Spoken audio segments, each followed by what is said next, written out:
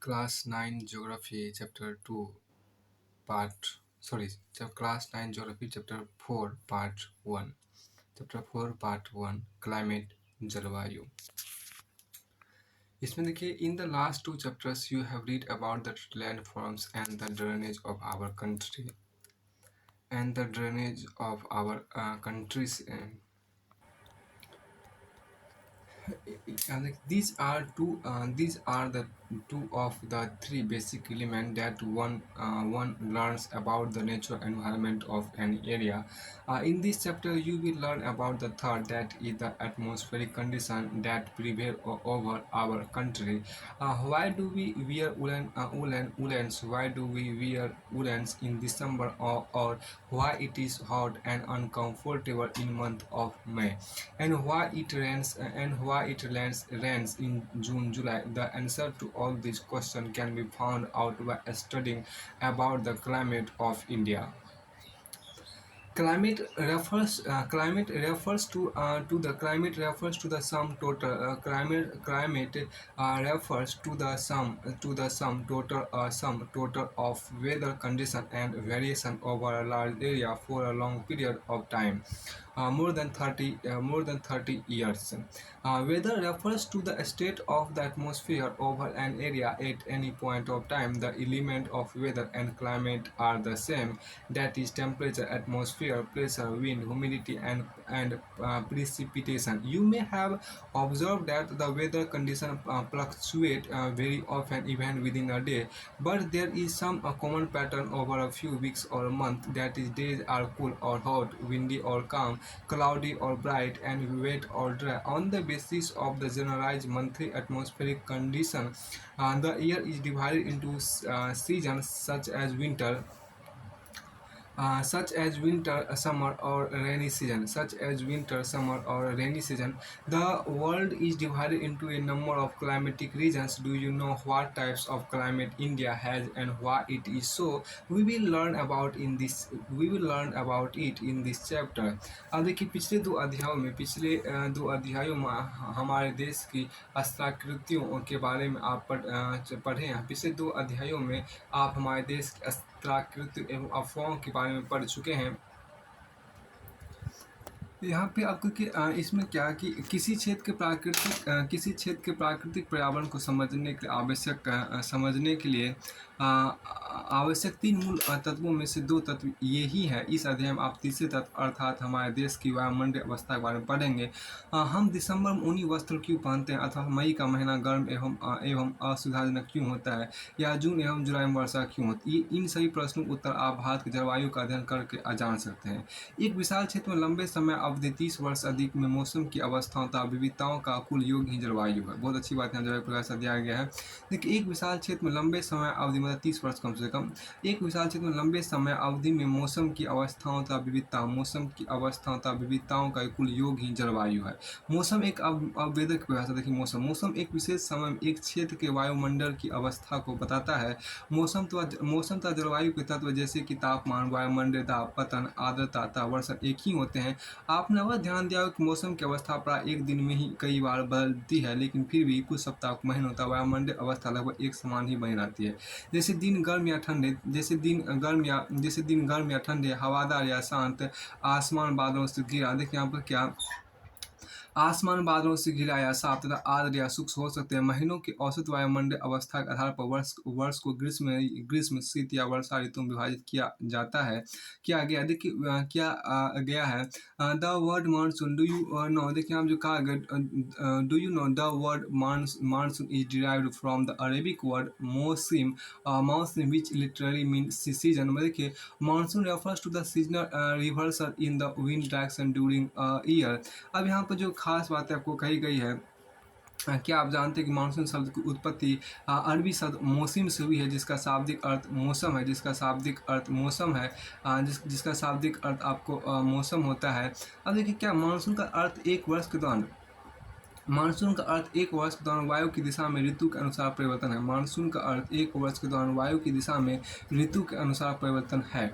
अब आगे यहाँ पर जो कहा गया कि विश्व के अनेक यहाँ देखिए द क्लाइमेट ऑफ इंडिया, एक इससे पहले देखिए यहाँ क्या कि विश्व को अनेक जलवायु प्रदेशों में बांटा गया है। क्या आप जानते हैं कि भारत की जलवायु कैसी है, ऐसा क्यों है?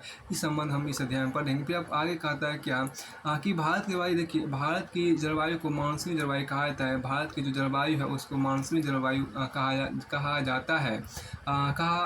देखिए एशिया में इस प्रकार की जलवायु मुख्यतः दक्षिण पूर्व में पाई जाती है। सामान्य प्रतिरूप में लगभग एक रूपता होते हुए देश की जलवायु अथवा जलवायु अवस्था में स्पष्ट प्रादेशिक भिन्नताएं हैं।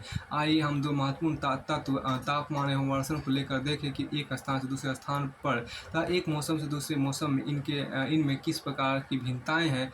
गर्मियों में राजस्थान के मरुस्थल में कुछ स्थानों का तापमान लगभग 50 डिग्री सेंटीग्रेड तक पहुंच जाता है, जबकि 50 डिग्री सेल्सियस तक पहुंच जाता है, जबकि जम्मू कश्मीर के पहलगांव में तापमान लगभग 20 डिग्री सेल्सियस तक रहता है।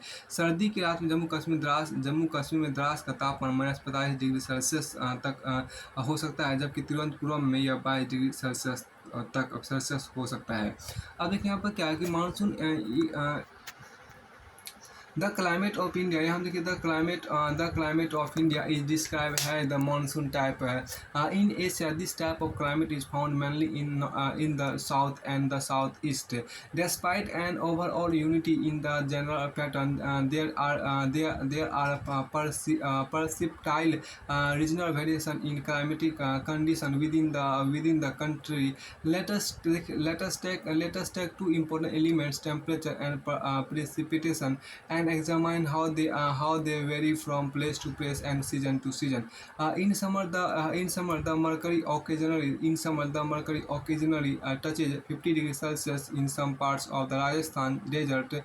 Some parts of the Rajasthan deserts, whereas it may be around 20 degrees Celsius in Pahalgam in Jammu and Kashmir. On a winter,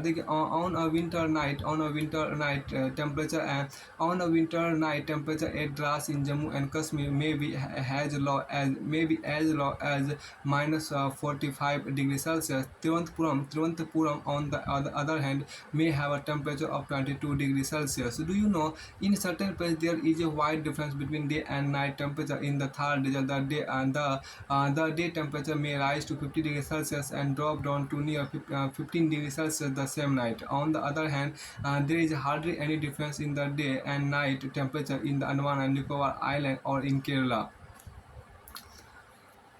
देखिए यहाँ पर क्या है कि कुछ क्षेत्रों में आपको कुछ क्षेत्रों में रात एवं दिन के तापमान में बहुत अधिक अंतर होता है। थार के मरुस्थल में दिन का तापमान 50 डिग्री सेल्सियस तक हो सकता है, जबकि उसी रात या नीचे गिरकर 15 डिग्री सेल्सियस तक पहुँच सकता है। दूसरी ओर केरल या अंडमान एवं निकोबार में दिन तथा रात का तापमान लगभग एक समान ही रहता है। Let us now look at precipitation. There are variations not only in the form and types of precipitation, but also in its amount and the seasonal distribution.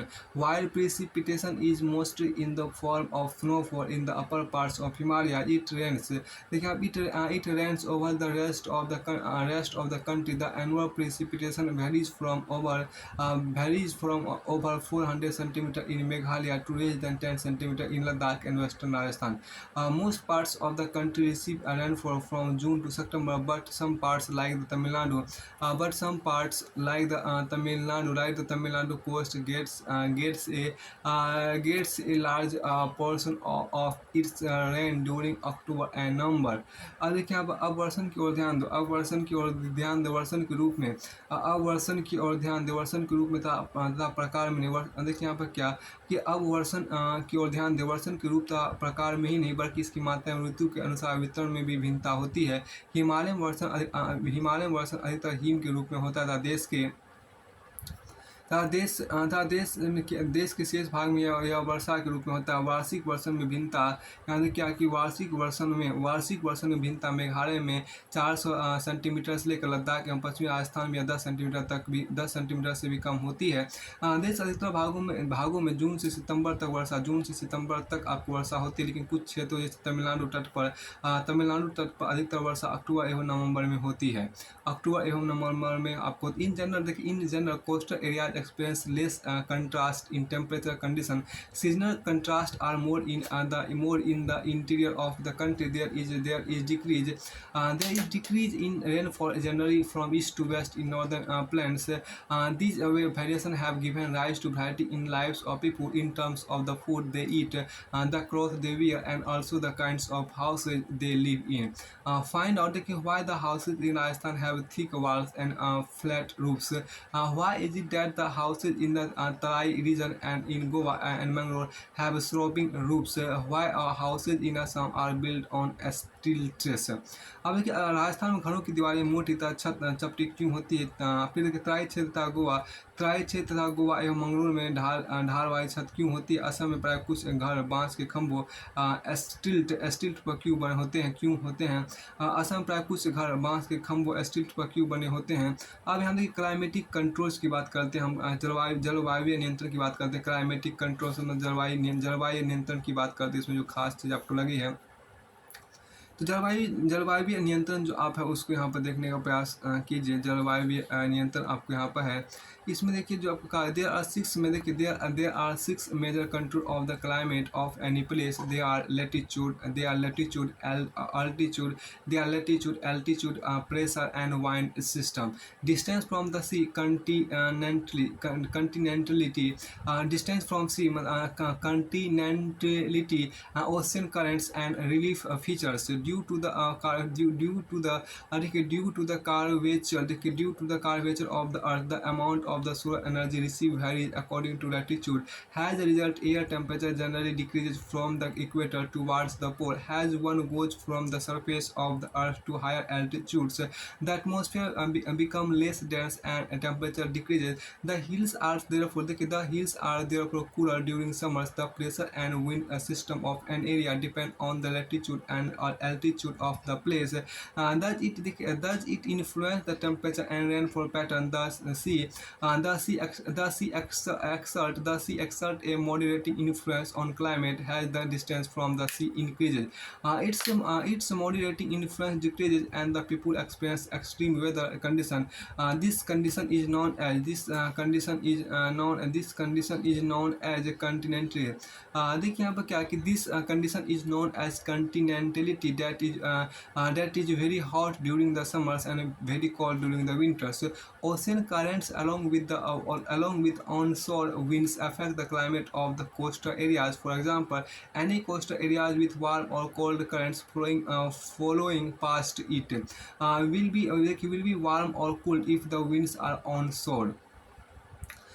यहाँ पर एक जो खास चीज़ आपको कहीं उसको समझने का प्रयास कीजिए कि देखिए किसी भी क्षेत्र की जलवायु को नियंत्रित करने अच्छे प्रमुख कारक है। किसी भी क्षेत्र की जलवायु को नियंत्रित करने अच्छे प्रमुख कारक है। पहला अक्षांश जिसको अक्षांश हो गया, जिसको हम लैटिट्यूड बोलते हैं, और दूसरा आपको एल्टीट्यूड जिसको तुंगता या ऊंचाई बोलते हैं। वायु दाब एवं पवन तंत्र, समुद्र से दूरी, महासागरीय धाराएं तथा आपको ऊंचावच लक्षण जिसे बोलते हैं। ऊंचावच लक्षण जिसको हम लोग बोलते हैं।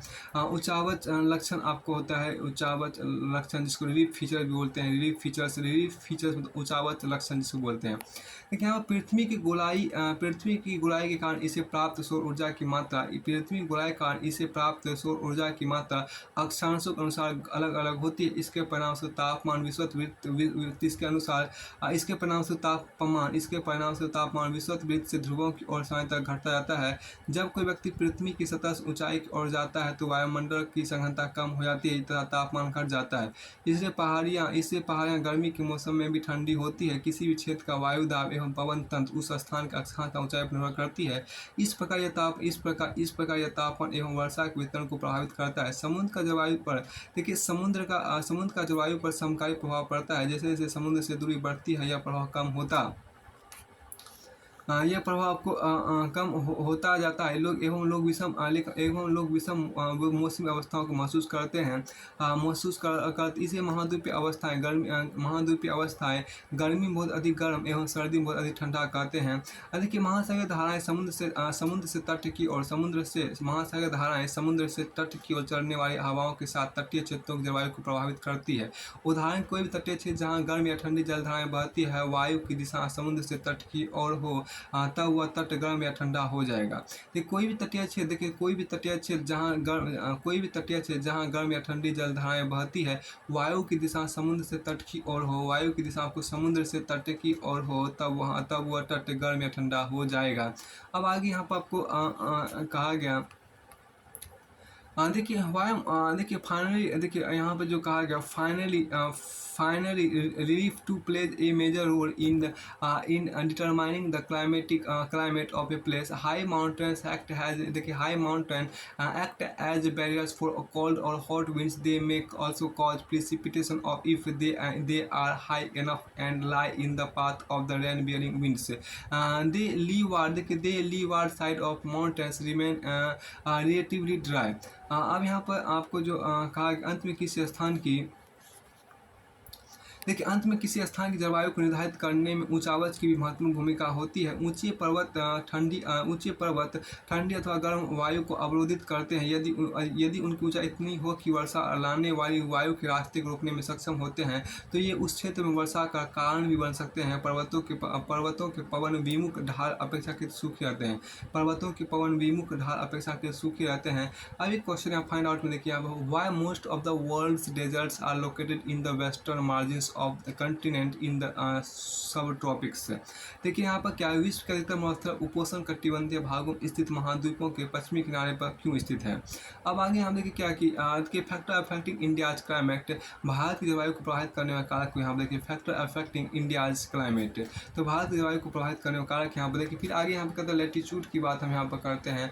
लैटिट्यूड मीन्स कि आपको यहाँ पर अक्षांश की बात करते हैं। अक्षांश क्या आपको होता है, ठीक है। The tropic of cancer passes through the middle of the country from the run of Kutch in the west to Mizoram in the east. यहाँ पे the tropic of Cancer passes through the middle of the country from the run of Kutch in the west to Mizoram in the east. Almost half of the country lying south of the Tropic of Cancer belongs to the tropical area. All the remaining area north of the tropic lies in the subtropics. Therefore, India's climate has characteristics of tropical as well as subtropical climates. देखिए अब अक्षांश की बात करते हैं। अक्षांश में हम जो कहा गया है कर्कवृत्त, देखिए कर्कवृत्त देश के मध्य भाग पश्चिम में कक्ष के से लेकर पूर्व में मिजोरम से होकर गुजरती है। देश का लगभग आधा भाग कर्कवृत्त के दक्षिण में स्थित है जो उष्णकटिबंधीय क्षेत्र है। कर्कवृत्त के उत्तर में स्थित शेष भाग उपोष्ण कटिबंधीय है, इसलिए भारत की जलवायु में उष्ण कटिबंधीय जलवायु एवं उपोष्ण कटिबंधीय जलवायु दोनों की विशेषताएं उपस्थित है। देखिए हम जो कहा कर्कवृत्त अक्षांश में, कर्कवृत्त देश के मध्य भाग पश्चिम में कक्ष के रण से लेकर पूर्व मिजोरम से होकर गुजरती है। देश का लगभग आधा भाग कर्कवृत्त के दक्षिण में स्थित है जो उष्णकटिबंधीय क्षेत्र है। कर्कवृत्त के उत्तर में स्थित शेष भाग उपोष्ण कटिबंधीय है, इसलिए भारत की जलवायु में उष्णकटिबंधीय जलवायु एवं उपोष्ण कटिबंधीय जलवायु दोनों की विशेषताएं उपस्थित है। अब ऊंचाई देखिए आप एल्टीट्यूड देखिए। India has mountains to the north which have an average height of about 6000 metres. India also has a vast coastal areas where the maximum elevation is about 30 meters. The Himalayas prevent the cold winds from Central Asia from entering the subcontinent. It is because of these mountains that this subcontinent experiences comparatively milder winters as compared to Central Asia. अब देखिए यहाँ पर क्या altitude जो कहा गया ऊंचाई, मतलब भारत के उत्तर में देखिए, भारत उत्तर में हिमालय पर्वत है, भारत उत्तर में आपको हिमालय पर्वत है, इसकी औसत ऊंचाई लगभग 6000 मीटर है। भारत का तटीय क्षेत्र भी विशाल, भारत का तटीय क्षेत्र भी आपको विशाल है जहाँ अधिकतम ऊंचाई लगभग 30 मीटर है, आपको 30 मीटर है। हिमालय मध्य एशिया से आने वाली ठंडी हवाओं को भारतीय उपमहाद्वीप में प्रवेश करने से रोकती है। हिमालय मध्य एशिया से आने वाली ठंडी हवाओं को भारतीय उपमहाद्वीप में प्रवेश करने से रोकता है। देखिए यहाँ पर इन्हीं पर्वतों के कारण इस क्षेत्र में मध्य एशिया की तुलना में ठंड कम पड़ती है। अब देखिए यहाँ पर क्या प्रेशर एंड विंड्स की बात करते हैं, वायुदाब एवं पवन या वायुदाब या हवा की बात करते हैं, वायुदाब और हवा की बात यहाँ पर करते हैं। इसमें जो देखिए the climate had associate weather condition in India are govern by the following atmospheric condition: pressure and surface winds, upper air circulation and western cyclonic and disturbances and tropical cyclones. देखिए यहाँ पर क्या है कि भारत में जलवायु तथा संबंधित मौसमी अवस्था निम्नलिखित वायुमंडलीय अवस्थाओं से संचालित होती है। पहला वायुदाब एवं धरातलीय वायुदाब एवं धरातलीय पवन। दूसरी ऊपरी वायु परिसंचरण ऊपरी वायु परिसंचरण तथा पश्चिमी पश्चिमी चक्रवाती विक्षोभ एवं उष्णकटिबंधीय चक्रवात।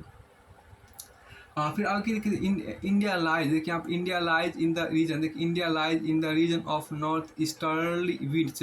These winds originate from the subtropical high pressure belt of the northern high pressure belt of northern hemisphere. They देखिए यहाँ पर दे बिलो क्या कि दे ब्लो, देखिए they blow south they blow southwards get and deflected to the right due to the Coriolis force and move toward the equatorial low pressure area. Generally, these winds carry little moisture as they originate and blow over land. Therefore, they bring little or no rain. Hence, India should have been in an arid. An arid land, but it is not so. Let us see why. अब देखिए यहाँ पे जो कहा गया, देखिए भारत उत्तरी, यहाँ पर देखिए भारत उत्तरी पूर्वी, इसमें देखिए क्या कि भारत उत्तर पूर्वी व्यापारिक पवनों ट्रेड विंड्स वायु क्षेत्र में स्थित है। ये पवन उत्तरी गोलार्ध के उपोष्ण कटिबंधीय उच्च दाब पट्टियों से उत्पन्न होती है। ये दक्षिण की ओर बहती है। कोरियालिस बल के कारण दाहिनी और आपको विक्षेपित होकर विषुवतीय निम्न दाब वाले क्षेत्रों की ओर बढ़ती है। सामान्यतः इन पवनों में नमी की मात्रा बहुत कम होती है क्योंकि स्तरीय भागों पर उत्पन्न होती है एवं बहती है, इसलिए इन पवनों के द्वारा वर्षा कम या नहीं होती। इस प्रकार भारत को शुष्क क्षेत्र होना चाहिए, लेकिन ऐसा नहीं है। आइए देखें क्यों। अब देखिए इसमें जो कहा है कोरियालिस, देखिए कोरियालिस बल क्या होता है। देखिए an apparent force caused by the earth rotation. The Coriolis force is responsible for deflecting winds towards the right in the northern hemisphere and towards the left in the southern hemisphere. This is also known as Ferrel's law. देखिए Coriolis बल क्या होता है। पृथ्वी के घूर्णन के कारण उत्पन्न आभासी बल को कोरियालिस बल कहते हैं। इस बल के कारण आपको पवन उत्तरी गोलार्ध में दाहिनी और दक्षिणी गोलार्ध में बाईं और विक्षेपित हो जाती है। इसे फेरर का नियम भी कहा जाता है। अब देखिए द प्रेशर एंड विंड, देखिए यहाँ पर क्या है कि the pressure and wind condition over India are unique. यहाँ जो कहा गया क्या, the pressure and wind condition over India are unique. During winter there is a high pressure area north of the Himalayas cold dry winds blow from this region to the low pressure areas over the ocean to the south. In summer a low pressure area develop over interior Asia as well has over north western India. This cause A complete reversal of the direction of winds during summer. Air moves from high pressure area over the southern Indian Ocean in a southeasterly direction, crosses the equator and turns right towards the low pressure area over the Indian subcontinent. देखिए these are known as the southwest monsoon winds. These winds blow over the warm oceans, gather up moisture and bring a wide spread rainfall over the mainland of India. अब देखिए भारत की जो यहाँ पर कहा कि भारत की वायुदाब एवं पतन तंत्र अद्वितीय है। शीत ऋतु में हिमालय, देखिए यहाँ पर क्या कि शीत ऋतु में आपको यहाँ पर है क्या कि शीत ऋतु में हिमालय के उत्तर में उच्च दाब होता है। इस क्षेत्र की ठंडी शुष्क हवाएं दक्षिण में निम्न दाब वाले महासागर क्षेत्र के ऊपर बहती है। ग्रीष्म ऋतु में देखिए ग्रीष्म ऋतु में आंतरिक एशिया एवं उत्तर पूर्वी भारत के ऊपर निम्न दाब का क्षेत्र उत्पन्न हो जाता है। इसके कारण गर्मी के दिनों में वायु की दिशा पूरी तरह से परिवर्तित हो जाती है। वायु दक्षिण में स्थित हिंद महासागर उच्च दाब वायु क्षेत्र से दक्षिण पूर्वी दिशा में बहते हुए विषुवत वृत्त को पार कर दाहिनी और मुड़ते हुए भारतीय उपमहाद्वीप पर स्थित निम्न दाब की ओर बहने लगती है। इन्हें दक्षिण पश्चिम मानसून पवनों के नाम से जाना जाता है। ये पवनें कोष्ण महासागरों के ऊपर से बहती है, नमी ग्रहण करती है तथा भारत की मुख्य भूमि पर वर्षा करती है। यहाँ देखिए क्या कि the upper air circulation in this region is dominated by a westerly flow. An important component of this flow is the jet stream. देखिए यहाँ पर जो जेट स्ट्रीम, देखिए this jet stream are located approximately over 27 degree 27 degree to minus 30 degree north latitude. Therefore they are known as subtropical westerly jet streams over India. यहाँ देखिए over in India this jet streams blow south blow south of the Himalayas all the देखिए all through यहाँ पे क्या all through the year except in summer. The western cyclonic disturbances experienced in north and south and in the north and northwestern parts of the country are brought in by this westerly flow. In summer, the subtropical westerly jet stream moves north of the Himalayas with the apparent movement of the sun, and is an easterly jet stream called the subtropical easterly jet stream blows over peninsular India approximately over 14 degree north during the summer months. यहाँ पर देखिए क्या कि इसमें दक्षिण पश्चिम monsoon यहाँ पर क्या ये 1 मिनट देखिए दक्षिण पश्चिम मानसून पवनों के नाम से जाना जाता है। इसमें कहा गया क्या इन्हें मतलब इन इन्हें दक्षिण पश्चिम मानसून पवनों के नाम से जाना जाता है। इसको फिर से देखिए थोड़ा सा वायु दक्षिण स्थित थोड़ा सा इस चीज़ को हम यहाँ से एक बार फिर से देख लेते हैं। देखिए वायु दक्षिण स्थित हिंद महासागर उच्च दाब वायु क्षेत्र से दक्षिण पूर्वी दिशा में बहते हुए विषुववृत्त को पार कर दाहिनी और मुड़ते हुए भारत उपमहाद्वीप पर स्थित निम्न दाब पर बहाए रहती है। इन्हें दक्षिण पश्चिम मानसून पवनों के नाम से जाना जाता है। ये पवनें कोस्ट महासागरों के ऊपर से बहती है, नमी ग्रहण करती है तथा भारत की मुख्य भूमि को वर्षा करती है। इस प्रदेश ऊपरी वायु परिसंचरण पश्चिमी प्रवाह के प्रभाव में रहता है। इस प्रवाह का एक मुख्य घटक जेठ धारा है। जेठ धारा लगभग आपको 27 डिग्री से लेकर 30 डिग्री तक जेठ धारा लगभग आपको 27 डिग्री से लेकर 30 डिग्री तक उत्तर अक्षांशों के बीच स्थित होती है। इसलिए इन्हें उपोष्ण कटिबंधीय पश्चिमी जेठ धाराएं कहा जाता है। भारत में ये जेठ धाराएं ग्रीष्म ऋतु को छोड़कर पूरे वर्ष हिमालय के दक्षिण में प्रवाहित होती है। इस पश्चिमी प्रभाव के द्वारा देश के उत्तर पश्चिमी भाग में पश्चिमी चक्रवाती विक्षोभ आते हैं। गर्मियों में सूर्य की आभासी गति के साथ उपोष्ण कटिबंधीय पश्चिमी जेठ धाराएं हिमालय के उत्तर में चली जाती है। एक पूर्वी जेठ धारा जिसे उपोष्ण कटिबंधीय पूर्वी जेठ धारा कहा जाता है गर्मी के महीनों में प्रायद्वीपीय भारत के ऊपर लगभग 14 डिग्री उत्तरी अक्षांश में प्रवाहित होती है। यहाँ पर फिर आपको आगे यहाँ पर देखिए क्या कि एक आपको जेट स्ट्रीम को देख लेते हैं। जेट स्ट्रीम जो उसको हम यहाँ देखते हैं। देखिए यहाँ आपको जेट स्ट्रीम है मतलब आपको जेट धारा देखिए क्या होता है। देखिए these are a narrow belt of high altitude above 12,000 metres westerly winds in the troposphere their speed varies from about 110 kilometre per hour in summer to about 184 kilometre in winter. A number of separate jet streams have been identified. The most constant are the mid latitude and the subtropical jet stream. Jet धारा की बात करते हैं। यह एक संकरी पट्टी में स्थित क्षोभ मंडल में अत्यधिक ऊंचाई 1200 मीटर से अधिक वाली पश्चिमी हवाएं होती है। इनकी गति गर्मी में 110 किलोमीटर प्रति घंटा एवं सर्दी में 184 किलोमीटर प्रति घंटा होती है। बहुत सी अलग अलग जेट धाराओं को पहचाना गया है। उनमें सबसे स्थिर मध्य अक्षांश एवं उपोष्ण कटिबंधीय जेट धाराएं आपको है। फिर आपको आगे देखिए आपको वेस्टर्न साइक्लोनिक डिस्टर्बेंस देखिए आपको पश्चिमी चक्रवाती विक्षोभ देखिए पश्चिमी चक्रवाती वेस्टर्न साइक्लोनिक डिस्टर्बेंस से देखिए यहाँ पर जिसको हम WCD कहते हैं। देखिए यहाँ पर क्या है the western cyclonic disturbance are weather phenomenon of winters month brought in by the westerly flow from the Mediterranean region. They usually influence the weather of the north and north western regions of India. Tropical cyclones occur during the monsoon as well as in October, November and are part of the easterly flow. देखिए these disturbances affect the coastal regions of the country. Have you read or heard about the disasters caused by them on Odisha and Andaman Pradesh coast? Andhra Pradesh coast. देखिए सर्दी के महीनों पश्चिमी चक्रवाती विक्षोभ देखिए पश्चिमी चक्रवाती विक्षोभ यहाँ देखिए सर्दी के महीनों उत्पन्न होने वाला पश्चिमी चक्रवाती विक्षोभ भूमध्य सागरीय क्षेत्र से आने वाले पश्चिमी प्रभाव के कारण होता है। वे प्राय भारत के उत्तर एवं उत्तर पश्चिमी क्षेत्रों को प्रभावित करते हैं। उष्णकटिबंधीय चक्रवात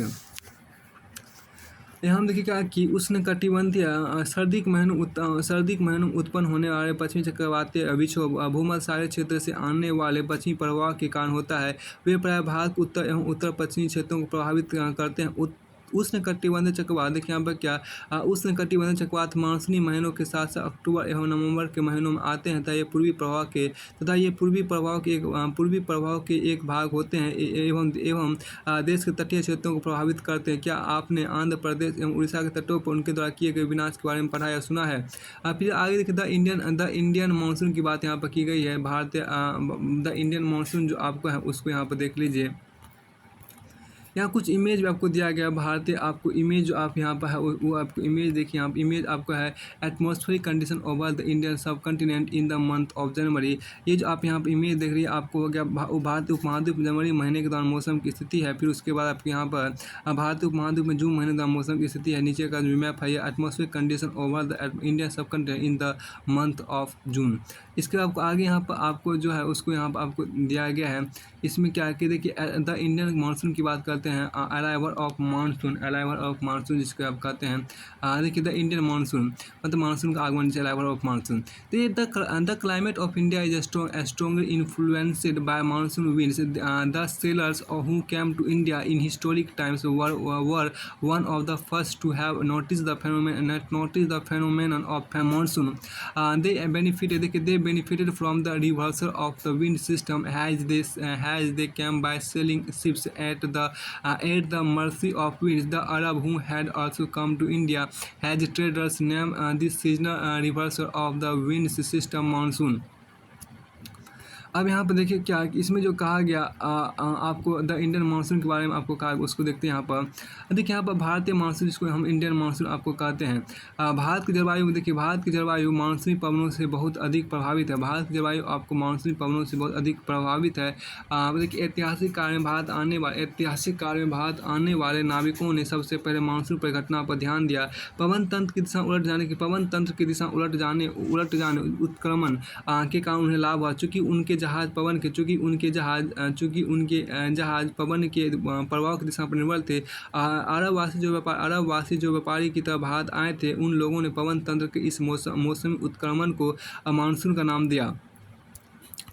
इसके बाद आपको आगे यहाँ पर नेक्स्ट आपको है क्या the monsoon are experienced in the tropical area.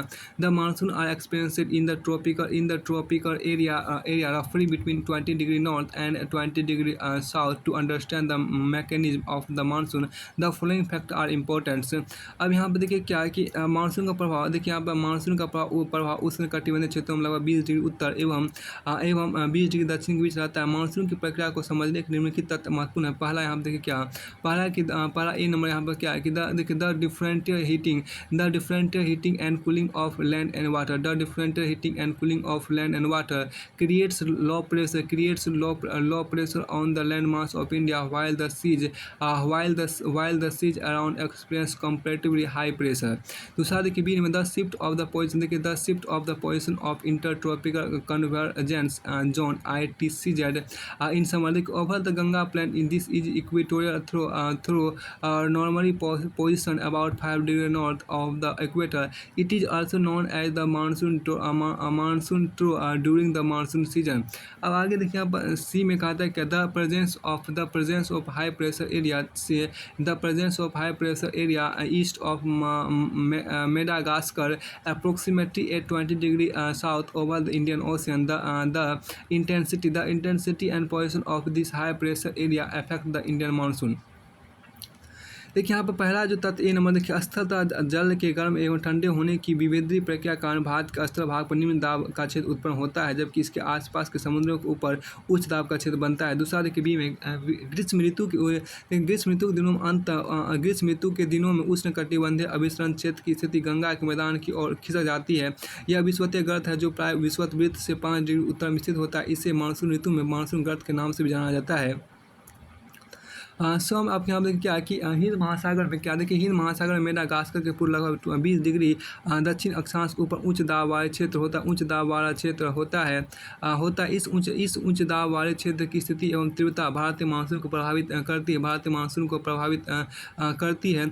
अब यहाँ देखिए क्या है कि ग्रीष्म ऋतु, देखिए गोवा में देखिए ग्रीष्म ऋतु में तिब्बत का पारा बहुत अधिक गर्म हो जाता है, जिसके परिणामस्वरूप पठार के ऊपर समुद्र तल से लगभग 9 किलोमीटर ऊंचाई पर तीव्र ऊर्ध्वाधर वायु धाराओं एवं उच्च दाब का निर्माण होता है। युवा में आपको ग्रीष्म ऋतु में देखिए, ग्रीष्म ऋतु में हिमालय के उत्तर पश्चिमी जेट धाराओं तथा ग्रीष्म ऋतु में गोवा यहाँ युवा में आपको क्या है देखिए, ग्रीष्म ऋतु में हिमालय के उत्तर पश्चिमी जेट धाराओं का देखिए ग्रीष्म ऋतु में हिमालय के उत्तर पश्चिम जेट धाराओं का तथा भारतीय प्रायद्वीप ऊपर उष्ण कटिबंधीय पूर्वी जेट धाराओं का प्रभाव होता है। अब डी में यहाँ देखिए द तिब्बतियन, देखिए यहाँ पर क्या है द तिब्बतियन प्लेटो, देखिए क्या है कि the Tibetan plateau gets intensely heated during summer, which result in strong vertical air currents and the formation of low pressure over the plateau at about 9 kilometer above sea level। देखिए ई में the movement of the westerly jet stream to the north of the Himalayas and the presence of the tropical easterly jet stream over the Indian peninsula during summer। अब यहाँ पे जो कहा गया ई number में आपको ये मतलब 5 जो जिसको जो बोलते हैं। अब आपको देखिए यहाँ पर क्या है कि इंटर ट्रॉपिकल कन्वर्जेंस जोन्स को देखते हैं। इंटर ट्रॉपिकल यहाँ पर जो आपको कहा गया इंटर ट्रॉपिकल कन्वर्जेंस जोन्स क्या होता है, अंत उष्ण कटिबंधीय, देखिए अंत उष्ण कटिबंधीय अभिसरण क्षेत्र क्या होता है, इसको देखिए। देखिए यहाँ पर the intertropical convergence zone, देखिए the intertropical convergence zone ITCZ is a broad, देखिए यहाँ पर क्या is a broad trough of low pressure in equatorial latitude। This is where the northeast and the southeast trade winds coverage। This convergence zone lies more or less parallel to the equator but moves north or south with the apparent movement of the sun। अब यहाँ देखिए क्या है कि अंत उष्ण कटिबंधीय अभिसरण क्षेत्र क्या होता है, ये विषुवतीय, देखिए ये विषुवतीय अक्षांशों में, देखिए ये विषुवतीय अक्षांशों में विस्तृत गर्त एवं निम्न दाब का क्षेत्र होता है। यहीं पर उत्तर पूर्वी एवं दक्षिण पूर्वी व्यापारिक पवनें आपस में मिलती है। यह अभिसरण क्षेत्र विषुववृत्त के लगभग समांतर होता है, लेकिन सूर्य की आभासी गति के साथ साथ यह उत्तर या दक्षिण की ओर खिसकता है। देखिए आप अपार्ट फ्रॉम दिस, इसके बाद देखिए यहाँ पर क्या कि apart from this it has also been notice that changes in the pressure condition over the southern ocean also affect the monsoon। Normally when the tropical eastern south Pacific Ocean experiences high pressure, the tropical eastern Indian Ocean experiences low pressure, but in certain years there is a reversal in the pressure condition and the eastern Pacific has low pressure in comparison to the eastern Indian Ocean। This periodic change in pressure, pressure condition is known as the southern oscillation also। southern oscillation also मतलब SOSO, S मतलब southern और O में oscillation। देखिए the difference in pressure over Tahiti Pacific Ocean 18 degree south and 18 degree south oblique 149 degree west and Darwin in northern Australia Indian Ocean 12 degree 30 minutes south and 181 degree east is computed to predict the intensity of the monsoon। If the pressure differences were negative, it would mean below average and late monsoon। देखिए a feature connected with SO में southern oscillation is the El Nino phenomenon in which a warm ocean current that flows past the Peruvian coast in place of the cold Peruvian current every 2 to 5 years। The changes in pressure condition are connected to the El Nino, hence the phenomenon is referred to as ENSO El Nino southern oscillations। यहाँ देखिए कि इसके अतिरिक्त यहाँ पर क्या देखिए, तो इसके अतिरिक्त दक्षिण महासागर ऊपर, इसके अतिरिक्त दक्षिण महासागरों के ऊपर दाब की, इसके अतिरिक्त दक्षिणी महासागर ऊपर दाब की अवस्था में परिवर्तन भी मानसून को प्रभावित करता है। सामान्यतः जब दक्षिण प्रशांत महासागर उष्ण कटिबंधीय पूर्वी भाग में उच्च दाब होता है, तब हिंद महासागर उष्ण कटिबंधीय पूर्वी भाग में निम्न दाब होता है। लेकिन कुछ विशेष वर्षों में वायु दाब की स्थिति विपरीत हो जाती है, तब पूर्वी प्रशांत महासागर के ऊपर हिंद महासागर की तुलना में निम्न दाब का क्षेत्र बन जाता है। दाब की अवस्था में देखिए यहाँ पर क्या है कि दाब की अवस्था में इस नियतकालिक परिवर्तन को दक्षिणी दोलन के नाम से जाना जाता है। ड्राविन देखिए, ड्राविन उत्तरी ऑस्ट्रेलिया हिंद महासागर 12 डिग्री 30 मिनट दक्षिण एवं 131 डिग्री पूर्वी, ताहिती प्रशांत महासागर 18 डिग्री दक्षिण तथा 149 डिग्री पश्चिम के दाब के अंतर की गणना मानसून की तीव्रता के अनुपूर्वानुमान के लिए की जाती है। अगर दाब का अंतर ऋणात्मक है तो इसका अर्थ होगा कि औसत से कम तथा विलंब से आने वाला मानसून। एल नीनो देखिए यहाँ पर क्या कि एल नीनो दक्षिणी दोलन से जुड़ा हुआ एक लक्षण है। यह एक गर्म समुद्री जलधारा गर्म समुद्री जलधारा है। अब आगे देखिए यहाँ पर जो पेरू की ठंडी धारा का स्थान प्रत्येक 2 या 5 वर्ष के अंतराल में पेरू तट से होकर बहती है।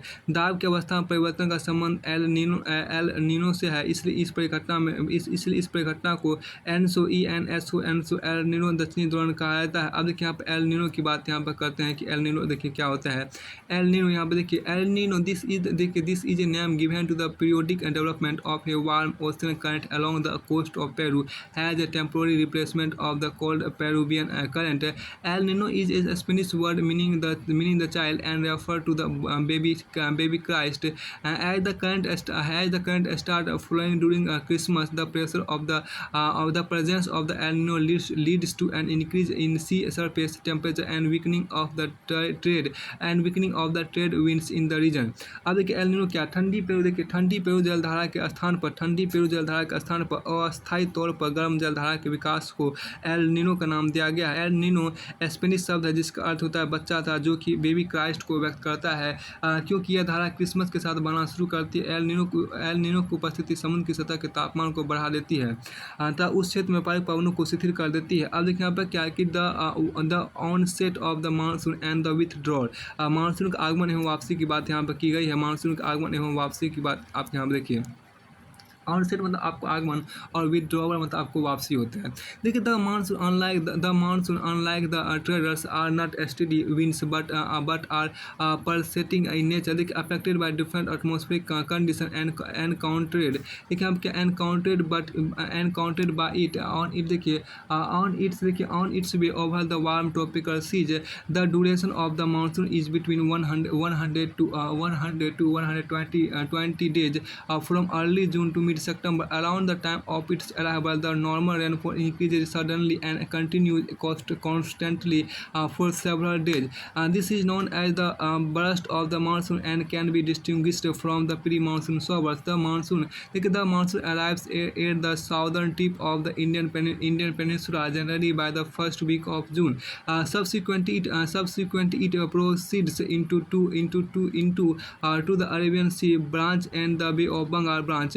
The Arabian Sea branch reaches Mumbai about 10 days later on approximately the 10th of the June. This is fairly देखिए यहाँ पर क्या this is a fairly rapid advance. The Bay of Bengal branch also advances rapidly and arrives in Assam in the first week of June. The lofty mountain causes the monsoon winds to deflect towards the east over the Ganga plains. By mid-June, the Arabian Sea branch of the monsoon arrives over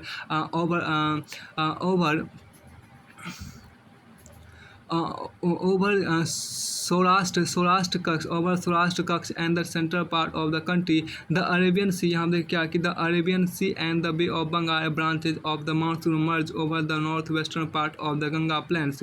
Delhi generally receive the monsoon showers from the Bay of Bengal branch by the end of the June. Tentative date is 29th of June. देखिए by the first week of July, western Uttar Pradesh, Punjab, Haryana and eastern Rajasthan experience the monsoon. By mid-July, the monsoon reaches Himachal Pradesh and rest of the country. अब यहाँ देखिए क्या है कि व्यापारिक पवनों के देखिए मानसून का आगमन वापसी में देखिए ये देखिए यहाँ पर क्या है कि व्यापारिक पवनों के विपरीत मानसूनी पवनें नियमित नहीं है, लेकिन ये स्पंदमान प्रकृति की होती है। उष्ण कटिबंधीय समुद्रों के ऊपर प्रभाव के दौरान समुद्रों के ऊपर प्रभाव के दौरान ये विभिन्न वायुमंडलीय अवस्थाओं से प्रभावित होती है। मानसून का समय जून के आरंभ से लेकर मध्य सितंबर तक 100 से 120 दिनों के बीच होता है। इसके आगमन के समय सामान्य वर्षा में अचानक वृद्धि हो जाती है, तो लगातार कई दिनों तक यह जारी रहती है। इसे मानसून प्रस्फोट या फटना कहते हैं, तथा इसे मानसून पूर्व बौछारों से पृथक किया जा सकता है। देखिए सामान्यतः जून के प्रथम सप्ताह मानसून भारतीय प्रायद्वीप के दक्षिणी छोर से प्रवेश करता है। इसके बाद यह दो भागों में बढ़ जाता है, अरब सागर शाखा एवं बंगाल की खाड़ी शाखा। अरब सागर शाखा लगभग 10 दिन बाद 10 जून के आसपास मुंबई पहुंचती है। यह एक तीव्र प्रगति है। बंगाल की खाड़ी शाखा भी तीव्रता से आगे की ओर बढ़ती है तथा जून के प्रथम सप्ताह में असम पहुंच जाती है। ऊंचे पर्वतों के कारण मानसून पवनें पश्चिम गंगा के मैदान की ओर मुड़ जाती है। मध्य जून तक अरब सागर यहाँ पर क्या है कि मध्य जून तक अरब सागर शाखा सौराष्ट्र कक्ष एवं देश के मध्य भागों में पहुंच जाती है। अरब सागर शाखा एवं बंगाल की खाड़ी शाखा दोनों गंगा के मैदान के उत्तर पश्चिम भाग में आपस में मिल जाती है। दिल्ली में देखिए सामान्यतः मानसूनी वर्षा बंगाल की खाड़ी शाखा जून के अंतिम सप्ताह से लगभग 29 जून तक होती है। जुलाई के प्रथम सप्ताह तक मानसूनी मानसून पश्चिमी उत्तर प्रदेश, पंजाब, हरियाणा तथा पूर्वी राजस्थान में पहुंच जाता है। मध्य जुलाई तक आपको मानसून हिमाचल प्रदेश एवं देश के शेष हिस्सों में पहुंच जाता है। अब आगे आप देखिए क्या है कि विथड्रॉल और द रिट्रीट मानसून। यहाँ देखिए क्या है कि विथड्रॉल और the retreat the monsoon is a more gradual process. The withdrawal of the monsoon begins in north western states of India by early September. By mid-October, it withdraws completely from the northern half of the peninsula. The withdrawal from the southern half of the peninsula is fairly rapid. By early December, the monsoon has withdrawn from the rest of the country. The islands receive the very first monsoon showers progressively from south to north from the last week of April to the first week of May. The withdrawal takes place progressively from north to south from the first week of December to the first week of January. By this time, the rest of the country is already under the influence of the winter monsoon. देखिए यहाँ पर क्या है कि इसमें आपको कहा गया कि मानसून की वापसी अपेक्षाकृत एक क्रमिक प्रक्रिया है जो भारत के उत्तर पश्चिमी राज्यों से सितंबर में प्रारंभ हो जाती है। मध्य अक्टूबर तक मानसून प्रायद्वीप उत्तरी भागों से पूरी तरह पीछे हट जाता है। प्रायद्वीप के दक्षिणी आधे भाग में वापसी की तीव्र यहाँ पर क्या है कि प्रायद्वीप के दक्षिणी आधे भाग में वापसी की गति तीव्र होती है। दिसंबर के प्रारंभ तक देश के शेष भाग से मानसून की वापसी हो जाती है। द्वीपों पर मानसून की सबसे बड़ी वर्षा होती है। यह क्रमशः दक्षिण से उत्तर की ओर अप्रैल के अंतिम सप्ताह से लेकर मई के प्रथम सप्ताह तक होती है। मानसून की वापसी भी क्रमशः दिसंबर के प्रथम सप्ताह से जनवरी के प्रथम सप्ताह तक उत्तर से दक्षिण की ओर होती है। इस समय देश का शेष भाग शीत ऋतु के प्रभाव में होता है। अब देखिए यहाँ पर क्या कि 10 सीजन्स की बात की गई। 10 सीजन्स की बात आपको यहाँ पर की गई। ऋतु जो आपके यहाँ पर उसकी बात यहाँ पर हम क्या करते हैं 10 सीजन्स या ऋतु। देखिए the monsoon type of climate is characterised by a distinct seasonal pattern. The weather condition greatly change from one season to other. These changes are particularly noticeable in the interior parts of the country. The coastal areas don't experience much variation in temperature. Though there is variation in rainfall pattern. How many seasons are experienced in your place? 4 main seasons can be identified in India: the cold weather season, the hot weather season, the advancing monsoon and the retreating monsoon with some regional variation. देखिए यहाँ पर क्या ऋतुएं मानसूनी जलवायु की विशेषता। देखिए मानसूनी जलवायु की विशेषता एक विशिष्ट मौसमी प्रतिरूप होता है। एक ऋतु से दूसरे ऋतु में मौसम की अवस्थाओं में बहुत अधिक परिवर्तन होता है। विशेषकर देश के आंतरिक भागों में यह परिवर्तन अधिक मात्रा में परिलक्षित होती है। तटीय क्षेत्रों का तापमान बहुत अधिक भिन्नता नहीं होती, यद्यपि यहाँ वर्षा के प्रारूपों में भिन्नताएं होती है। आप अपने क्षेत्र में कितने प्रकार की ऋतु का अनुभव करते हैं? भारत मुख्यतः चार ऋतुओं को पहचाना जा सकता है। ये हैं शीत ऋतु, ग्रीष्म ऋतु, ग्रीष्म ऋतु तथा कुछ क्षेत्रीय विविधताओं के साथ मानसून के आगमन तथा वापसी का अकाल। अब यहाँ पर आगे इसमें आपको कहा गया, देखिए क्या कि कुछ द कोल्ड वेदर सीजन, देखिए जिसको हम विंटर बोलते हैं, द कोल्ड वेदर सीजन जिसको हम लोग विंटर भी कहते हैं, विंटर की बात यहाँ पर आपको की गई है। या आपको शीत ऋतु जिसको हम लोग बोलते हैं। देखिए यहाँ पर जो कहा गया क्या, the cold weather season begins from mid November in northern India and stays till February.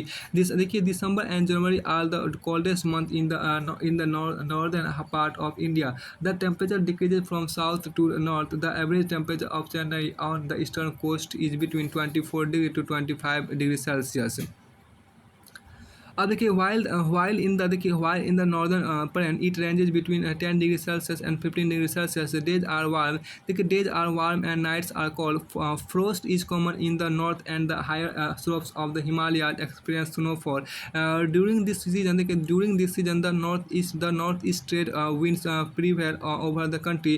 They blow from land to sea and hence for most part of the country it is a dry season. Some amount of rainfall occurs on the Tamil Nadu coast from these winds has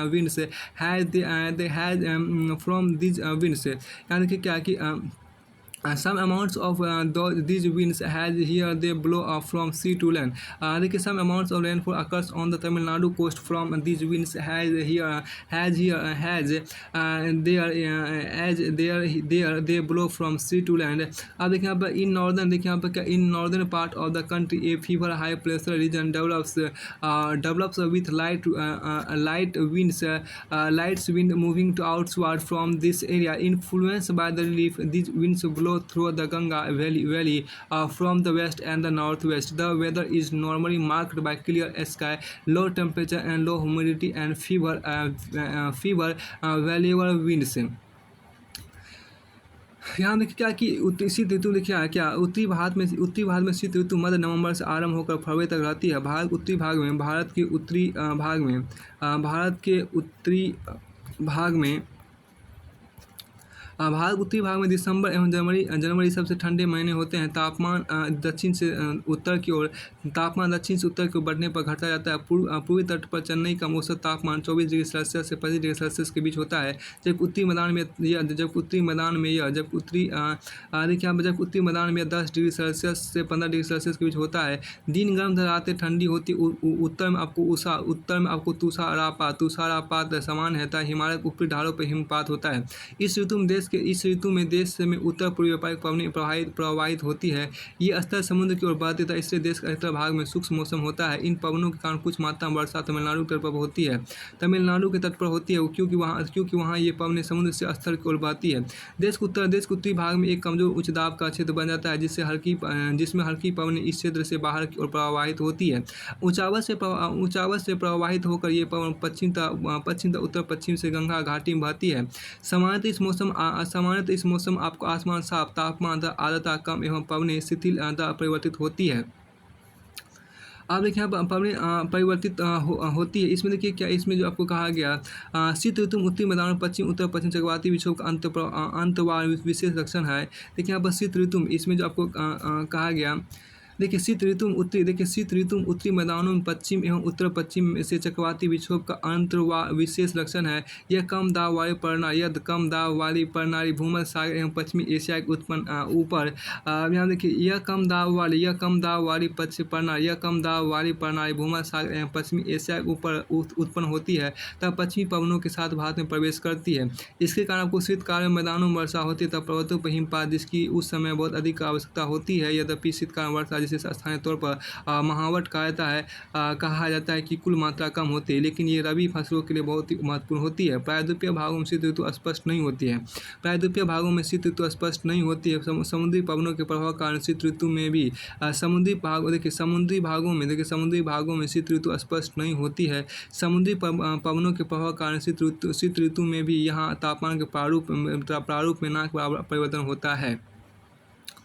देखिए यहाँ पे जो कहा गया है कि एक characteristic feature of the cold weather season over the northern plains is the inflow of cyclonic disturbances from the west and the northwest. These low pressure systems originate over the Mediterranean Sea and the Western Asia and move into India. Along with the westerly flow, they cause the much needed winter rains over the plains and snowfall in the mountains. Although the total amount of winter rainfall locally known as Mahawat is small, and they are of immense importance for the cultivation of rabi crops. Cultivation of rabi को देखिए the peninsular, देखिए यहाँ पर the peninsular reason महावट इसको बोलते हैं. The peninsular region does not have a well defined cold season. There is hardly any noticeable seasonal change in temperature pattern during winters due to the moderating influence of the sea. अब हम देखिए क्या कि ग्रीष्म ऋतु की बात यहाँ पर की गई, जिसको हम लोग बोलते हैं द हॉट वेदर सीजन या समर सीजन भी बोलते हैं. Due to the apparent northward movement of the sun, the global heat belt shift northwards has such from March to May. It is hot weather season. It is a hot weather season in India. The influence of the shifting of the heat belt can be seen clearly from temperature recording taken during March May at different latitude. In March, the highest temperature is about 38 degrees Celsius recorded on the Deccan Plateau. In April, temperatures in Gujarat and Madhya Pradesh are around 42 degrees Celsius. In May, temperature of 45 degrees Celsius is common in the northwestern parts of the country. In peninsular India, temperature remain lower due to the moderating influence of the oceans. इसमें ये देखिए कहा क्या है कि ग्रीष्म ऋतु में क्या सूर्य के उत्तर की ओर आभासी गति के कारण की ओर आभासी गति के कारण भूमंडलीय ताप पट्टी उत्तर की तरफ खिसक जाती है. मार्च से मई, देखिए यहाँ पर क्या मार्च से मई तक भारत में ग्रीष्म ऋतु होती है. ताप पट्टी के स्थानांतरण के प्रभाव का पता विभिन्न अक्षांशों पर मार्च से मई के दौरान रिकॉर्ड किए गए तापमान को देखकर लगाया जा सकता है. मार्च में दक्कन के पठार का उच्च तापमान लगभग 38 डिग्री सेल्सियस होता है. अप्रैल में मध्य प्रदेश एवं गुजरात का तापमान लगभग 42 डिग्री सेल्सियस होता है. मई में देश के उत्तर पश्चिमी भागों का तापमान सामान्यतः 45 डिग्री सेल्सियस होता है. प्रायद्वीपीय भारत में समुद्री प्रभाव का कारण तापमान कम होता है. अब यहाँ देखिए the summer month experience rising temperature. The summer month experiences rising temperature and falling air pressure in the northern part of the country. Towards the end of the May, an elongated low pressure area developed in the region, extending from the Thar Desert in northwest to Patna and Chota Nagpur Plateau in the east and the southeast. Circulation of air begins to set in around this trough. यहाँ देखिए देश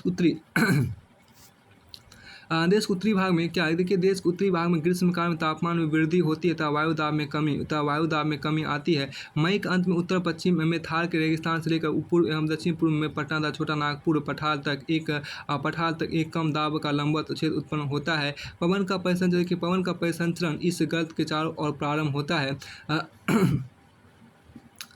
फिर आपको आगे यहाँ पे कहा गया the summer months experience rising temperature. देखिए the a striking feature of the यहाँ पे क्या कि a striking feature of the hot weather season is the loo. These are strong gusty hot dry winds blowing during the day over the north and north western India. Sometimes they even continue until late in the evening. देखिए direct exposure to these winds may even prove to B Fetter. देखिए dust storms are very common during the months of May in northern India. These storms bring temporary relief as they lower the temperature and may bring light rain and cool breeze. This is also the season for localized thunderstorms associated with violent winds, torrential downfalls often accompanied by hail. In West Bengal, these storms are known as Kal Baisakhi Baisakhi, Kal Baisakhi. अब देखिए लू ग्रीष्म काल का एक प्रभावी लक्षण है। ये धूल भरी गर्म, ये धूल भरी, देखिए यहाँ पर ये धूल भरी गर्म एवं शुष्क पवनें होती है जो कि दिन के समय भारत के उत्तर एवं उत्तर पश्चिमी क्षेत्रों में चलती है। कभी कभी देर शाम तक जारी रहता है। इस हवा का सीधा प्रभाव घातक भी हो सकता है। उत्तरी भारत में मई महीने के दौरान समय तो धूल भरी आंधियाँ आती है। ये आंधियाँ अस्थायी रूप से आराम पहुँचाती है क्योंकि ये तापमान को कम कर देती है, तो अपने साथ ठंडी मौसमी एवं हल्की वर्षा लाती है। इस मौसम में कभी कभी तीव्र हवाओं के साथ गरज वायु मूसलाधार वर्षा भी होती है। इसके साथ प्राय हिमवृष्टि भी होती है।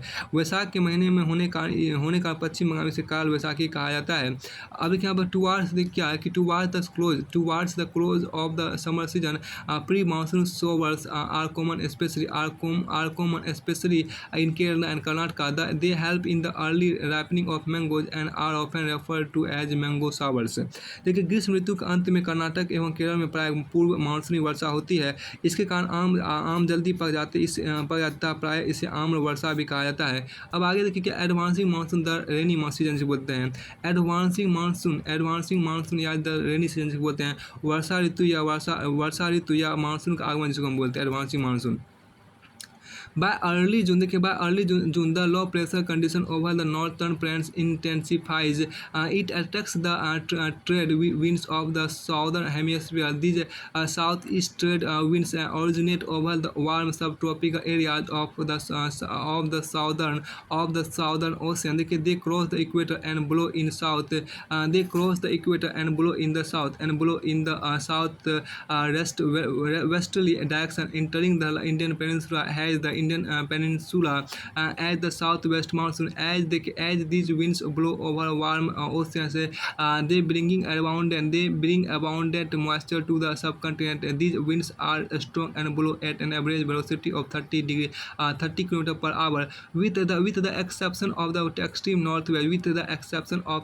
northwest. The monsoon winds cover the country in about a month.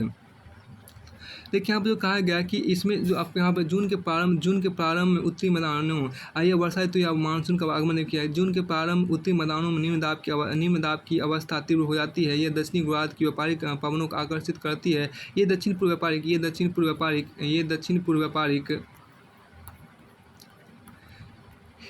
देखिए यहाँ पर क्या ये दक्षिण पूर्व व्यापारिक पवन दक्षिणी समुद्रों के यहाँ पर देखिए क्या कि दक्षिणी समुद्रों के अब उपोष्ण कटिबंधीय क्षेत्रों में उत्पन्न होती है। चूँकि ये पवनें गर्म महासागर ऊपर से होकर गुजरती है, इसलिए अपने साथ इस महाद्वीप में बहुत अधिक मात्रा में नमी लाती है। ये पवनें तीव्र होती है तथा 30 किलोमीटर प्रति घंटे के औसत वेग से चलती है। सुदूर उत्तर पूर्वी भाग को छोड़कर ये मानसूनी पवनें देश के शेष भाग में लगभग एक महीने में पहुँच जाती है। फिर आपको आगे यहाँ पर कहा गया है देखिए the monsoon winds cover the country in about a month. The inflow यहाँ पे क्या the inflow of the south, देखिए the inflow of the south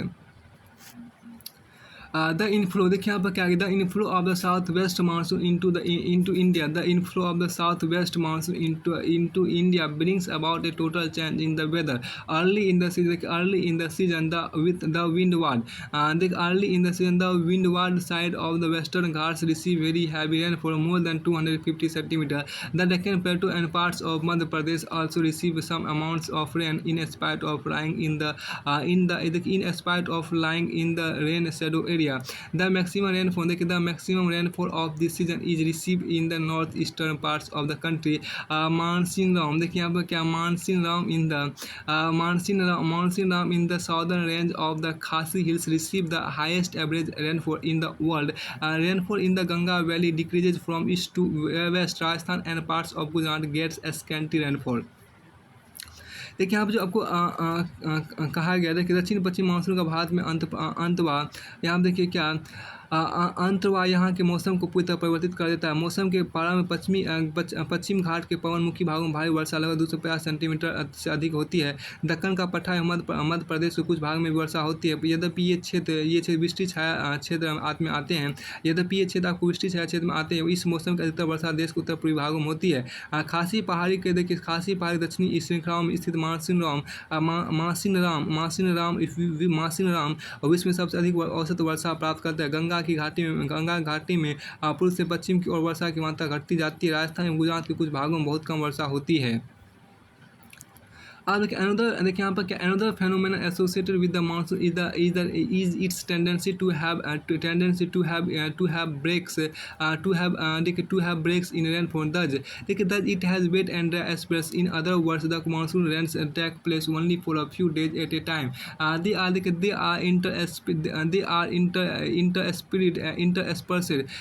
interspersed with rain race intervals. These breaks in monsoon are related to the movement of the monsoon trough. देखिए for various regions the trough and its axis the trough and its axis keeps on moving northward or southward, which determines the spatial distribution of rainfall. When the axis of the monsoon trough lies over the plains, rainfall is good in these parts. On the other hand, whenever the axis shifts closer to the Himalayas, there are longer dry spells in the plains, and widespread rain occur in the mountains catchment areas of the Himalayan rivers. These heavy rains bring in their wake devastating floods, causing damage to life and property in the plains. The frequency and intensity of tropical depression to determine the amount and duration of monsoon rains. This depression from at the head of the Bay of Bengal and cross over to the mainland. The depression flow the axis of the monsoon. देखिए यहाँ पर क्या axis of the monsoon. Axis of the monsoon trough of low pressure. The monsoon is known for its uncertainties. The alternation of dry and wet spells vary in intensity, frequency, and duration. While it causes heavy floods in one part, it may be responsible for drought in the other. It is often irregular in its arrival and its retreat. Hence, it sometimes disturbs the farming schedule of millions of farmers all over the country. देखिए monsoon संबंधित यहाँ पर जो कहा गया monsoon संबंधित हाँ यहाँ देखिए क्या कि मानसून से संबंधित एक अन्य परिघटना है वर्षा में विराम। देखिए वर्षा इस प्रकार इसमें आर्द्र एवं शुष्क दोनों तरह के अंतराल होते हैं। दूसरे शब्दों मानसूनी वर्षा एक समय में कुछ दिनों तक ही होती है। इनमें वर्षा रहित अंतराल भी होते हैं। मानसून आने वाले या विराम मानसूनी गर्त की गति संबंधित होते हैं। विभिन्न कारणों से गर्त एवं इसका अक्ष उत्तर या दक्षिण की ओर खिसकता रहता है, जिसके कारण वर्षा का स्थानिक वितरण सुनिश्चित होता है। जब मानसून के गर्त का अक्ष मैदान के ऊपर होता है तब इन भागों में वर्षा अच्छी होती है।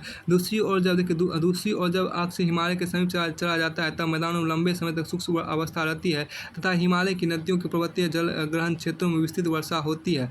इस भारी वर्षा के कारण मैदानी क्षेत्रों में विनाशकारी बाढ़ें आती है एवं जान माल की भारी क्षति होती है। उष्णकटिबंधीय निम्न दाब की तीव्रता एवं आवृत्ति भी मानसूनी वर्षा की मात्रा एवं समय को निर्धारित करती है। निम्न दाब का क्षेत्र बंगाल की खाड़ी के ऊपर बनता है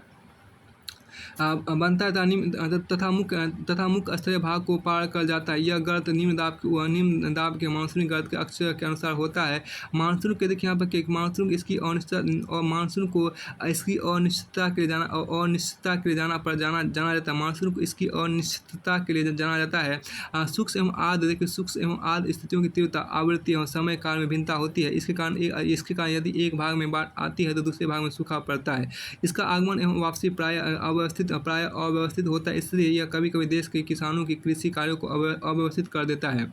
अब यहाँ आगे देखिए क्या कि आगे यहाँ पर आपको कहा गया क्या देखिए आपको रिट्रीटिंग पोस्ट मानसून या द ट्रांजिशन सीजन जिसे बोलते हैं, मतलब मानसून की वापसी या परिवर्तन मौसम यहाँ पर देखने का हम प्रयास करते हैं।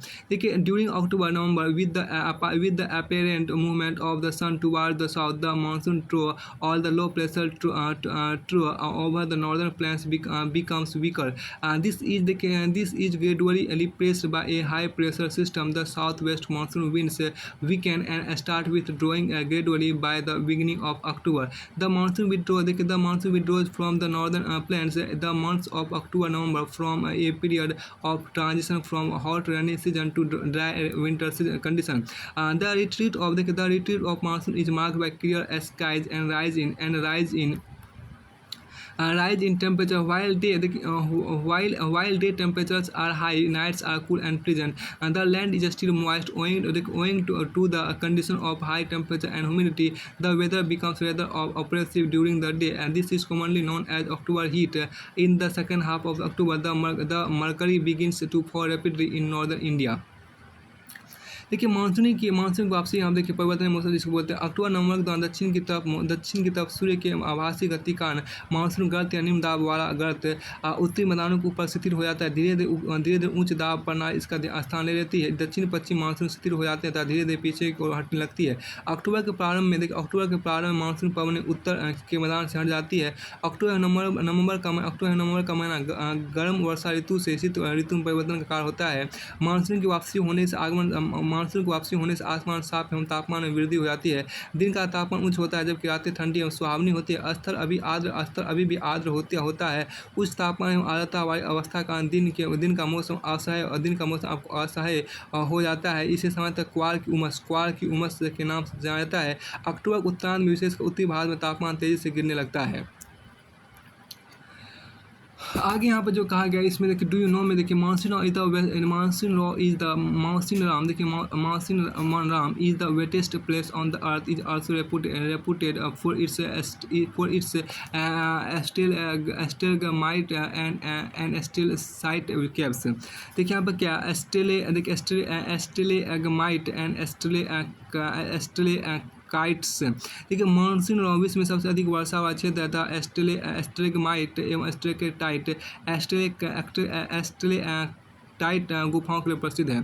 अब यहाँ देखिए इसमें जो आपको कहा गया फिर आपको यहाँ देखिए the low pressure condition over north western India get transfer. देखिए यहाँ पर फिर आपको आगे यहाँ पर कहा गया देखिए the low pressure condition over north western India get transfer to the bay of Bengal by early November. This shift is associated with the occurrence of cyclonic depression which originate over the Andaman sea. These cyclones generally cross the eastern coast of India, cause heavy and widespread rain. These tropical cyclones are often very destructive and the thickly populated deltas of the Godavari, the Krishna and the Kaveri are frequently struck by cyclones which cause great damage to life and property. Sometimes these cyclones arrive at the coast of Odisha, West Bengal and Bangladesh. The bulk of rainfall of the Coromandel coast is derived from depression and cyclones. यहाँ देखिए नवंबर के प्रारंभ में उत्तर पश्चिम भारत के ऊपर निम्न दाब वाली अवस्था बंगाल की खाड़ी पर स्थानांतरित हो जाती है। यह स्थानांतरण चक्रवाती निम्न दाब से आपको चक्रवाती निम्न दाब से संबंधित होता है जो कि अंडमान सागर के ऊपर उत्पन्न होता है। ये चक्रवात देखिए यहाँ पर चक्रवात सामान्यतः भारत के पूर्वी तट को पार करते हैं जिनके कारण आपको व्यापक एवं भारी वर्षा होती है। ये उष्णकटिबंधीय चक्रवात यानी क्या ये उष्णकटिबंधीय चक्रवात प्राय विनाशकारी होते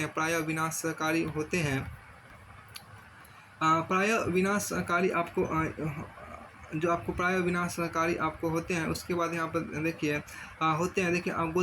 गोदावरी कृष्णा एवं कावेरी नदियों के संगम आबादी वाले डेल्टा प्रदेशों में अक्सर चक्रवात आते हैं जिसके कारण बड़े पैमाने पर जान एवं माल की क्षति होती है। कभी कभी ये चक्रवात उड़ीसा, पश्चिम बंगाल एवं बांग्लादेश के तटीय क्षेत्रों में भी पहुँच जाते हैं। कोरोमंडल तट पर अधिकतर वर्षा इन्हीं चक्रवात तथा अवदाहों से होती है। फिर आपको आगे यहाँ पर कहा गया क्या देखिए डिस्ट्रीब्यूशन ऑफ रेनफॉल की बात की गई है। डिस्ट्रीब्यूशन ऑफ रेनफॉल मतलब वर्षा के वितरण की जो बात यहाँ पर आपको की उसको देखिए यहाँ पर क्या कि parts of western coast and north eastern India receive over about 400 centimetre of rainfall annually. However it is less than 60 centimetre in western Rajasthan and adjoining parts of Gujarat, Haryana and Punjab. देखिए अब Gujarat, Haryana and Punjab rainfall Haryana and Punjab इसमें जो कहा गया है, Rajasthan and adjoining parts of Gujarat, Haryana and Punjab, देखिए rainfall is equally low in the interior of the Deccan plateau and east of the Sahyadri, देखिए सह्याद्री, देखिए why do these regions receive low rainfall? A third area of low precipitation is around Leh in Jammu and Kashmir. The rest of the country receive moderate rainfall. Snowfall is restricted to the Himalayan region. Owing to the nature of monsoon, the annual rainfall is highly variable from year to year. Variability is high in the region of low rainfall, such as parts of Rajasthan, Gujarat, and the leeward side of the Western Ghats has such a wide area. As such, while areas of high rainfall are liable to be affected by floods, areas of low rainfall are drought prone. देखिए यहाँ जो आपको आगे दिया है कि उसमें देखिए वर्षा के वितरण की बात यहाँ पर की गई है। वर्षा का जो वितरण है उसको समझने का हम प्रयास करते हैं। पश्चिमी तट के भाग एवं उत्तर पूर्वी भारत में लगभग 50 सेंटीमीटर वार्षिक वर्षा होती है, किंतु पश्चिमी राजस्थान एवं इससे सटे पंजाब, हरियाणा एवं गुजरात के भागों में 60 सेंटीमीटर से भी कम वर्षा होती है। दक्षिणी पठार के आंतरिक भाग एवं सह्याद्री के पूर्व में भी वर्षा की मात्रा असमान रूप से कम होती है। इन क्षेत्रों में वर्षा की मात्रा कम क्यों होती है? जम्मू कश्मीर के लेह में भी वर्षा की मात्रा काफ़ी कम होती है। देश के शेष हिस्से में वर्षा की मात्रा मध्यम रहती है और हिमपात यहाँ पर क्या हिमपात हिमालयी क्षेत्रों तक ही सीमित होता है। और उसका मानसून की प्रकृति के परिणामस्वरूप एक वर्ष से दूसरे वर्ष में होने वाले वार्षिक वर्षा की मात्रा से भिन्नता होती है। वर्षा की विषमता निम्न वर्षा वाले क्षेत्र जैसे राजस्थान, गुजरात के कुछ भाग तथा पश्चिमी घाटों के वृष्टि छाया प्रदेशों में अधिक पाई जाती है और अत्यधिक वर्षा वाले क्षेत्रों में बाढ़ अधिक आती है, जबकि निम्न वर्षा वाले क्षेत्रों में सूखे की आशंका बनी रहती है। फिर आपको आगे देखिए यहाँ पर क्या कि monsoon has a unifying bond. देखिए monsoon has a unifying bond मतलब मानसून एकता का परिचायक आपको होता है। इसमें कहा गया देखिए you have already known the way the Himalayas protect the subcontinent from the extremely cold winds from Central Asia. This enables northern India to have uniformly higher temperature compared to the other areas on the same latitude. Similarly, the peninsular plateau under the influence of the sea from three sides has moderate temperature. Despite such moderating influence, there are great variation in the temperature condition. Nevertheless, the unifying influence of the monsoon on the Indian subcontinent is quite perceptible. The seasonal alternation of the wind system and the associated weather conditions provide a rhythmic cycle of seasons. Even the uncertainties of rain and uneven distribution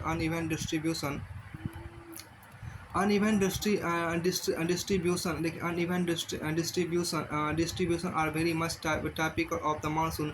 The Indian landscape, its animal and plants life, its entire agricultural calendar and the life of the people, including their festivities, revolve around this phenomenon. Year after year, people of India from north to south and from east to west eagerly await the arrival of the monsoon. These monsoon winds bind the whole country by providing water to set the agricultural activity in motion. The river valleys which carry this water also unite as a single river valley unit. देखिए हम जो कहा गया आप पढ़ चुके कि हिमालय अत्यंत ठंडी पहाड़ों से भारत उपमहाद्वीप रक्षा करता है। इसके कारण अपेक्षाकृत उच्च अक्षांशों के बावजूद उत्तरी भारत में निरंतर ऊंचा तापमान बढ़ा रहता है। इस प्रकार देखिए इसी प्रकार प्रायद्वीपीय पठार में तीनों ओर से समुद्र के प्रभाव के कारण ना तो अधिक गर्मी पड़ती और ना अधिक सर्दी। इस समकारी प्रभाव के कारण तापमान की दिशाओं में बहुत कम अंतर पाए जाते हैं, परंतु फिर भी भारतीय प्रायद्वीप मानसून एकता का प्रभाव बहुत ही स्पष्ट है। पवन की दिशाओं एवं ऋतुओं के अनुसार परिवर्तनता उनसे संबंधित ऋतुओं की दशाओं ऋतु चक्रों को एक लय प्रदान करती है। मानसून की अनिश्चितता उसका असमान वितरण मानसून का एक विशिष्ट लक्षण है। समुद्र के संपूर्ण भारतीय भूदेश, इसके जीवता वनस्पति, इसका कृषि चक्र, मानव जीवनता, उनके त्योहार उत्सव सभी इस मानसूनी लय के चारों ओर घूम रहे हैं। आपको घूम रहे हैं। हाँ, इस घूम उत्तर से दक्षिण तथा पूर्व से पश्चिम, उत्तर से दक्षिण तथा पूर्व से पश्चिम तक संपूर्ण भारतवासी प्रतिवर्ष मानसून के आगमन की प्रतीक्षा करते हैं। यह मानसूनी पवन हमें जल प्रदान कर कृषि की प्रक्रिया में तेजी लाती है एवं संपूर्ण देश को एक सूत्र में बांधती है। नदी घाटियाँ जो इन जलों का संवहन करती है, उन्हें भी एक नदी घाटी इकाई का नाम दिया जाता है। अब आगे यहाँ पे देखिए, एक यहाँ से देखिए पूरी तरह से आपको खत्म होता है। फिर आपको इसके बाद आपके यहाँ पे है सो ये करने के बाद देखिए यहाँ पर एक यहाँ पर असम औसत माध्यमिक मार्क्स देखिए, ये इतना इंपॉर्टेंट नहीं है, इसको आप बाद में भी देख सकते हैं, ये कोई खास नहीं है। यहाँ देखिए ये चैप्टर पूरी तरह से आपको फिनिश होता है। इसके बाद हम आगे यहाँ पर चलिए